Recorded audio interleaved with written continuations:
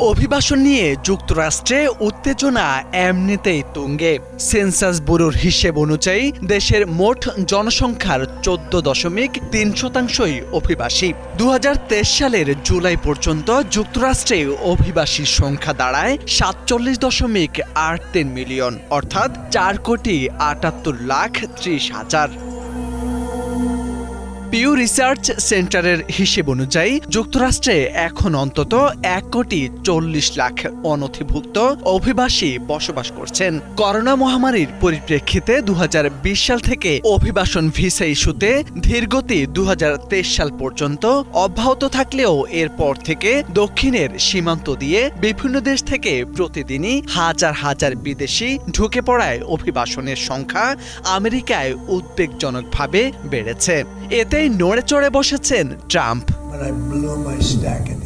যুক্তরাষ্ট্রে অভিবাসন প্রত্যাশীদের জন্য মার্কিন প্রেসিডেন্ট ডোনাল্ড ট্রাম্প দিলেন বড় দুঃসংবাদ। ন্যাশনাল গার্ড সদস্যদের উপর গুলিবর্ষণের ঘটনার জেরে যুক্তরাষ্ট্রে সব ধরনের আশ্রয় আবেদনের নিষ্পত্তি অনির্দিষ্টকালের জন্য বন্ধ ঘোষণা করেছে ট্রাম্প প্রশাসন।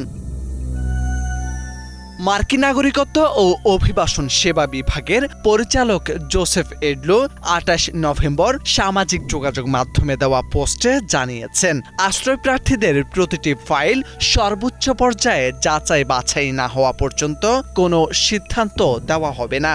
ঘোষণাটি এমন এক সময় এলো যখন হোয়াইট হাউসের কাছে গুলিবর্ষণে আহত 2 ন্যাশনাল গার্ড সদস্যদের একজন সারাহ ব্রেকস্ট্রম মারা গেছেন। ঘটনার পর 29 বছর বয়সী আফগান নাগরিক রহমানুল্লাহ লাকাওয়ানের বিরুদ্ধে প্রথম ডিগ্রি হত্যাসহ 3টি গুরুতর অভিযোগ আনা হয়েছে। আফগান যুদ্ধে সিআইএর সহযোগী হিসেবে কাজ করা লাকানওয়াল 2021 সালে বাইডেন প্রশাসনের অপারেশন এলায়াস ওয়েলকাম কর্মসূচির মাধ্যমে যুক্তরাষ্ট্রে প্রবেশ করেছিলেন। আশ্রয়ের আবেদন করেছিলেন বাইডেনের সময়, কিন্তু অনুমোদন পান ট্রাম্প প্রশাসনের সময়। এ ঘটনায় ট্রাম্প আরও কঠোর অবস্থান নিয়েছেন। তিনি গুলিবর্ষণকে সন্ত্রাসী হামলা আখ্যা দিয়ে দাবি করেছেন। বাইডেন প্রশাসন ঝুঁকিতে থাকা আফগানদের যুক্তরাষ্ট্রে প্রবেশের অনুমতি দিয়ে সমস্যা তৈরি করেছে। ট্রাম্প আরও বলেছেন, দরিদ্র ও তৃতীয় বিশ্বের দেশগুলো থেকে অভিবাসন স্থায়ীভাবে বন্ধ করতে চান এবং কয়েক মিলিয়ন লোককে বহিষ্কার করার পরিকল্পনা করছেন তিনি। মানবাধিকার কর্মীরা বলছেন, আফগান শরণার্থী পুনর্বাসন কর্মসূচি যাচাই বাছাই পর্যন্ত কঠোরই ছিল, আর এই কর্মসূচি তালেবানের প্রতিশোধের ঝুঁকিতে থাকা মানুষের জন্য ছিল জীবন রক্ষাকারী উদ্যোগ। কিন্তু গার্ড সদস্য হত্যাকাণ্ডের পর পরিস্থিতি পাল্টে গেছে। ট্রাম্প আগেই বিভিন্ন শহরে ন্যাশনাল গার্ড মোতায়েন করে অবৈধ অভিবাসী বিরোধী অভিযান চালাতে চাইলেও আদালতে বাধার মুখে পড়েছিলেন। এখন নতুন ঘটনার পর আরও কঠোর পদক্ষেপ নেওয়ার ইঙ্গিত দিচ্ছেন তিনি।